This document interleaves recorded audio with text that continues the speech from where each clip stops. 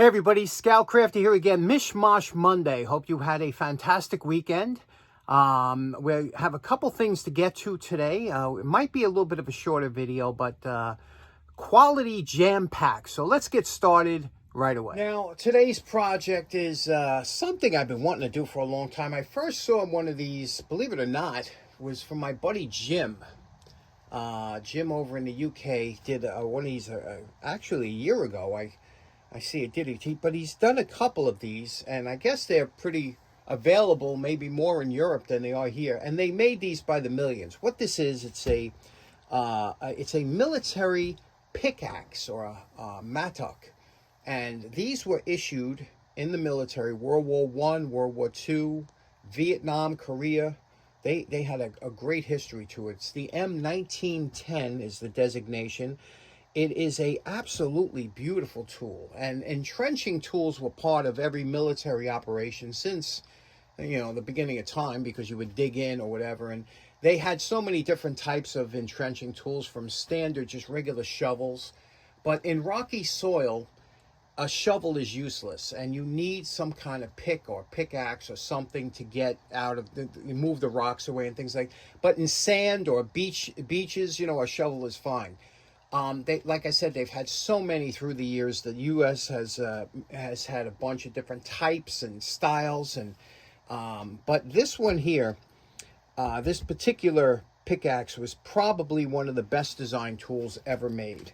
And let me show you. I picked this one up on, and these are not cheap, and they're getting higher and higher every time. So if you can pick one of these up for $25, you got a good deal. Usually a little bit more, especially because of shipping. Now, this one here, you could see somebody put in a screw, and I could see why, they didn't want this falling off. But that screw is not original, obviously, because this was made to detach for when you carry it. And I have a carrier coming in the mail. Hopefully, I'll get it before this video is done. If not, I'll show you on Wednesday. But what we want to do is I wanted to make this, to restore it to what I would think I would like one to look like. Okay, now a lot of these came OD green. They just painted both the top and the handle green. Some of the early handles were like this one was a wood, a bare wood, but this would be a green on top. Somebody, I think later on, painted this, maybe silver, whatever. I don't know. But they made so many, and you can see here the markings here. You can see it says US, and this one here says Diamond Cork, 1944.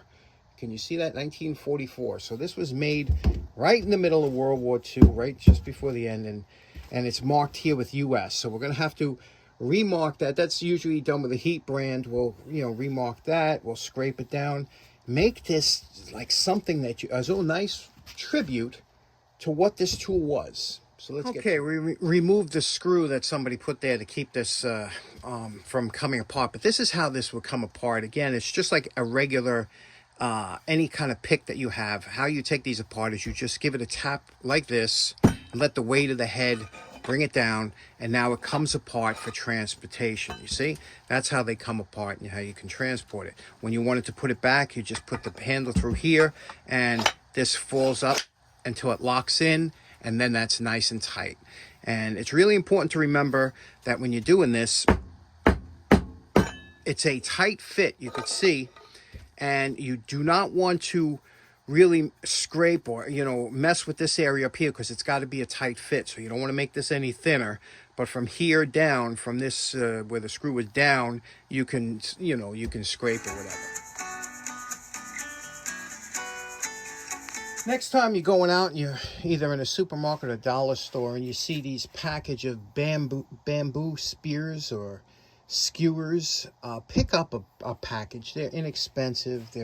Bamboo is extremely strong, flexible. It has a multitude of uses in the shop, and here's one of them for now. I want to, that hole that they made for the screw, we're going to just cut off a piece of bamboo skewer, put some Titebond glue in there, put the plug in, and then hammer it in there, and that fix will be solid.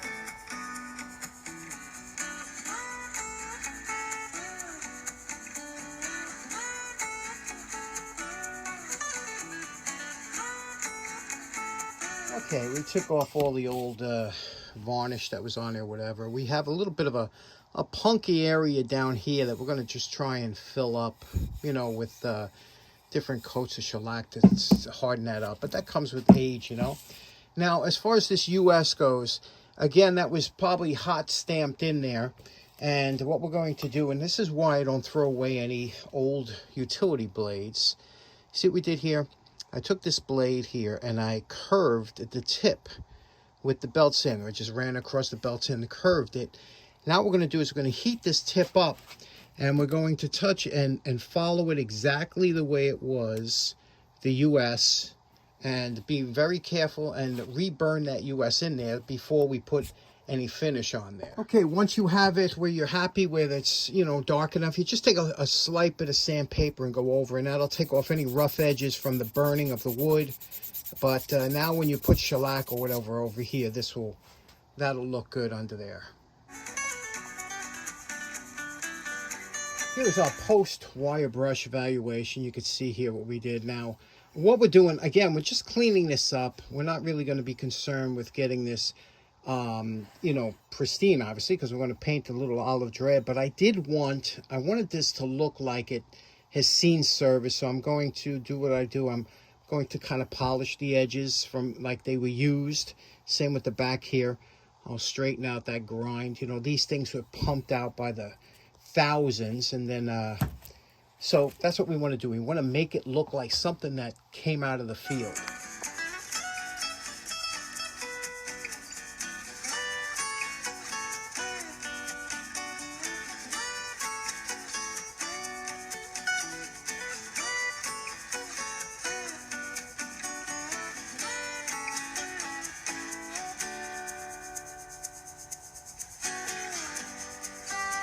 Here we go. Here's where we are. You see what we did here? We polished that edge to make, and both edges, to make them look like they were in action. And it's called weathering, I guess, in model terms. But we straightened out this edge. Everything smoothed out everything, just like this was carried, you know. Fixed up the handle here, everything. Now we're going to darken it. We want this to be like a dark, I want it to look like a World War I dark varnish. And I want this, I'll do this in OD green, except for the tips.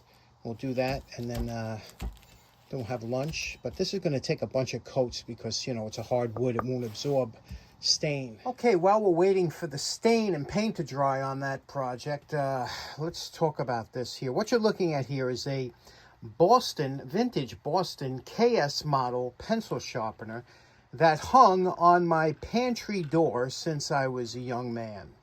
You know, ever since I could remember. And this pencil sharpener has been in the family, obviously, for like 70 years. And these were wildly popular. Boston pencil sharpeners, 1899 is when the company started out, and they made dozens of different models. But this particular model became very popular, especially in the 40s and 50s. A lot of schools would have them.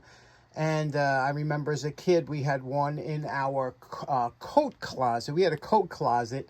It was a big, long closet that ran adjacent to the classroom where everybody would hang their coats. And there was always one of these, and we would sharpen our pencils when we would get up. And you could see here, this one here had the 8 holes here that you could see. You could adjust it to the size of the pencil. I'll show you how that works. But what I want to do is clean this up, show you how it works. But first, like I said, we have to clean it up. It's been hanging in that and kind of abused. And I kept banging into it, and it was never a good spot. So I said, you know what? I'm going to take it down, clean it up, and use it for a shop sharpener. Let me show you how this works. Now, you can see here it's mounted. A lot of times people get the bad impression with these because they're not mounted. They have to be mounted. Now, there's 3 screws that usually come with it. I took the screws out and put them into here. You can see there's a couple pencil sharpeners in here, but I took the screws out. And what we're going to do is this could be mounted up and down just like this. It could be mounted to a wall like this. It was an ingenious design. You can mount it to a wall like this. You could mount it upside down like to something like a ceiling joist if you had. And it would work either way. And there was spiral rotating milling cutters that would cut you could see the mechanism on that.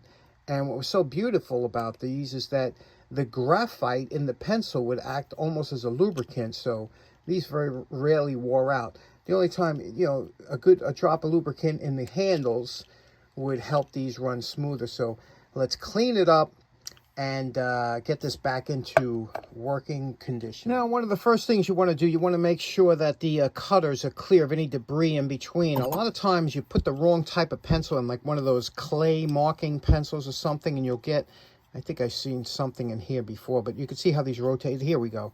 You see over here, that area here, you see that? Now you just take your little dental pick and you see how you pick that out? And that was done with, you know, a wrong type of pencil, like a Crayola clay type pencil. And this is really meant for graphite. Here's some more blockage, you see? And so you're going to go through here and just make sure there's nothing blocking any of these grooves that will help take out the, see, you got to clean that out. So we'll clean all this out. We'll hit it, we'll brush. Remember, this has to remain sharp, so you don't want to use any kind of abrasive on here whatsoever. You're just going in between the lands and grooves of this milling cutter to get out any debris. And that's really all you have to do, because like I said, the graphite used to self-lubricate it. Now you can see here we have some, you know, rusting and discoloration. Now this is a triple O or quad. This is probably quad O, 4O steel wool, and I use just any polish. Here I'm using Peak. This is a you know, an inexpensive polish. I don't want to use my real good stuff, but take a little bit on here like this, and what you're going to do is you're going to let the polish and the abrasive of the steel wool do the work. It doesn't take much, you know, because remember that rust is just more or less almost like a surface rust. But you'll start to see the coloration, pick up some color. That's actually small particles of metal pulling up here, but just a light going over like this, and see how it works. You're not putting a lot of pressure. You could use Scotch-Brite, you could use all, and then take a rag here. And again, there's abrasive in the polish. So right now, you're just going to go through here and see where you're at before you know, go too far down. So you have to see here, we'll take a look at it, and you can see it's picking up some of the probably nickel plating on here. But you see, we have to get those pits out of there. But you see how that's working. We just keep that up until all the pits and everything are off here. And we're calling this project done. Just a nice cleanup, huh? Brought it back to, you know, there's going to be some wear marks because we've been using it for 60 years. But you can see polished up and then waxed it. And it's just lovely. It's all, the blades are all cleaned up inside. And lubricated it. Everything's good to go. Now all we got to do is mount it onto some kind of board. Okay, here you can see I mounted it on a small piece of PVC block, and I'll show you why I did that. But now this had the 8 positions here, and you can see if you had a wide pencil, a larger pencil here, like this one here, you can see you can adjust it for that size. But the standard pencils, you would push this lever back, rotate this until you hit where the standard, and it would lock in, and that's your pretty much standard pencil, and you would feed it in that way. The reason I put it here is because I want to mount it in my vise when I need to use it. Now, typically I have a bunch of these cans around the shop filled with pencils, and I have a piece of foam in the bottom so it don't affect the tip. But you can see here, these are, except for the red ones here, I use them for different things, but they're mostly pretty much sharp. If I get a dull one, I'll pull it out, and I'll pull it into this is a dull can. This is just dull pencils needing to be sharpened. So, you know, once a week or something, I'll take out the pencils and I'll run them through the sharpener, and then I'll put them back in the sharp can. And like I said, I have one dull can and the rest of them are sharp around the shop. Now I mount this PVC right into any vise in the shop, and then I just feed the pencils through and sharpen them up.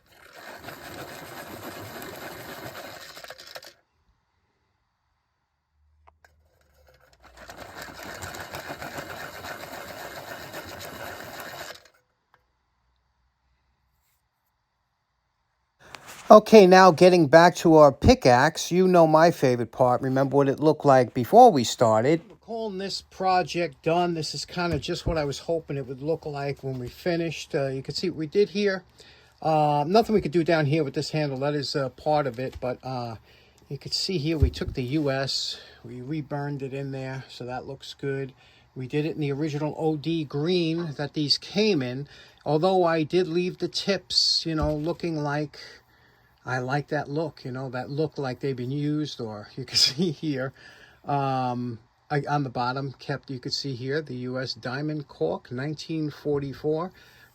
Basically the way it would have looked originally, with a little bit of use, you know. Again, I want this to be almost like a war relic, you know. God knows where this has been or what it's been through. You can see it's a nice tight fit, and it comes apart with just a tap of the handle. That'll come right apart, and I will show you on Wednesday how this was carried and stored. I'm sorry I can't show it to you now because I don't have the sling, but it should be here by Wednesday, and I'll have that for you. So there we go. This one's in the can. Nice little project. You know, it's funny. When I was a kid, I was always fascinated with military surplus. This is obviously before I joined the service, and I just always found that stuff so cool. They used to be Army Navy stores, they were called, located, a lot of them, because there was a lot of surplus of military goods being sold, and you know, you can get anything. You can get military clothes. I remember in the 70s, a lot of guys were walking around with military jackets and camouflage jackets, and you know, it was cheap. They were good quality. Sleeping bags were fantastic. It was all good stuff, and you can get it cheap. So I love those. To this day, I still love a good Army Navy store, and to get that military surplus. But the funny thing is, as time goes on, a lot of the surplus has been bought up. The World War II, Korea, World War I stuff it's still out there. The stuff doesn't disappear, but the collectors have it now. And you know, when the prices go up, I see that these things, even those pickaxes, they used to go for, can get them anywhere for $10 or $15, and now they're double that. So sometimes it's a good investment for the military stuff, but it was just interesting. I used to love the old canteen cups and canteens. When we were kids, we would take them camping, and just good stuff, you know. I love that stuff. Anyway, I hope you enjoyed today's program, and we'll see you again on Wednesday. Take care now. Bye-bye.